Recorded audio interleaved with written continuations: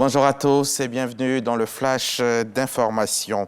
Le projet de loi de la révision de la liste électorale, le texte est soumis à examen ce mercredi 19 juillet à l'Assemblée nationale par la Commission des affaires générales et institutionnelles. C'est hier, mardi 18 juillet, que le Parlement ivoirien était réuni en congrès à Abidjan et a pris en considération à l'unanimité des parlementaires présents le projet de loi de révision de la Constitution ivoirienne. Projet de loi initié par le président Alassane Ouattara qui permettra d'instituer 2 sessions ordinaires au Parlement.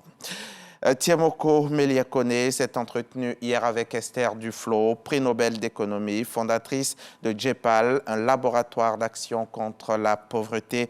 À l'issue de leurs échanges, Esther Duflo a souligné la volonté de son organisme de renforcer son partenariat avec la Côte d'Ivoire dans les domaines de l'éducation, de la protection sociale ainsi que de la formation des jeunes et des fonctionnaires aux méthodes les plus modernes d'évaluation des politiques publiques. Cela en vue d'optimiser l'utilisation des ressources publiques et d'améliorer les conditions de vie des populations.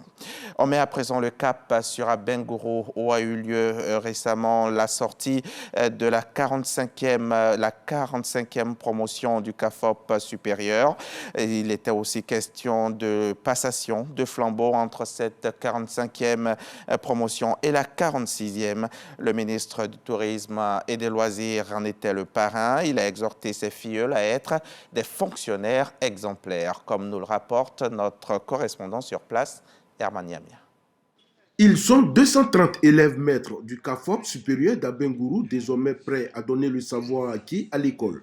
Ils sont de la 45e promotion et ils viennent de passer la main à leurs cadets de la 46e promotion.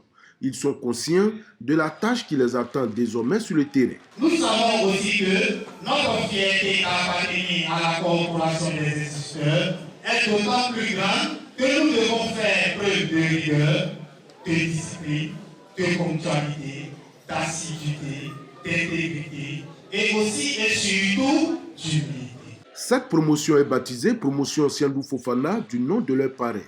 Le ministre du Tourisme et des Loisirs a communié avec ses filleuls dans une ambiance festive.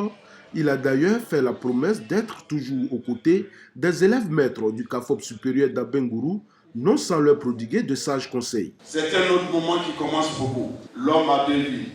La vie que Dieu nous a donnée et la vie que nous donnons à nos œuvres.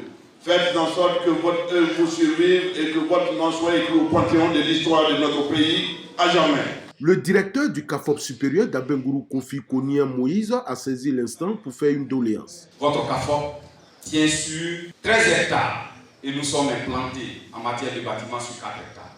Nous disposons encore de 9 hectares. On peut implanter une école d'application. En marge de cette cérémonie, les meilleurs élèves des classes de CM2, de 3e et de terminale, issus des établissements de Bétier, d'Abengourou et d'Anbilokuru, ont été récompensés. Ils ont reçu des kits scolaires et d'autres dons en numéraire. Les seniors du 3e âge admis à faire valoir leur droit à la retraite n'ont pas été omis. Ils sont repartis les bras chargés de présents. Le tout dans une ambiance conviviale. Plus de 240 000 personnes venues du Soudan ont franchi la frontière tchadienne depuis le début des hostilités à Khartoum il y a 3 mois. Les autorités, les agences de l'ONU et leurs partenaires redoublent d'efforts pour éviter une catastrophe humanitaire à l'est du pays.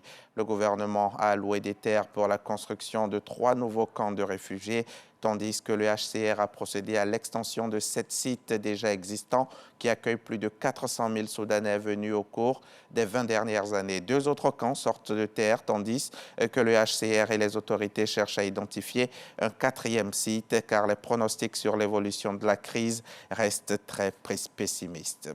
L'Afrique du Sud continue ses préparatifs à l'approche du sommet des BRICS à Johannesburg du 22 au 24 août prochain. Cette semaine est prévu un premier rassemblement des partis politiques du bloc et ceux considérés comme alliés par l'ANC. Mais la principale question en suspens est la venue ou non du président russe Vladimir Poutine sous le coup d'un mandat d'arrêt international. Une arrestation en terre sud-africaine équivaudrait à une déclaration de guerre pour le président Cyril Ramaphosa. Le chef de l'État russe a jusqu'à présent refusé les autres options proposées par Pretoria, à savoir une intervention en ligne ou l'envoi de son ministre des Affaires étrangères. Le déplacement du sommet dans un autre pays a également échoué. Une nouvelle inculpation en vue pour le candidat Donald Trump, cette fois dans l'affaire de l'attaque du Capitole le 6 janvier 2021. L'ancien président révèle ce mardi avoir reçu une lettre du procureur spécial Jack Smith dimanche, lui annonçant qu'il était la cible d'un grand jury.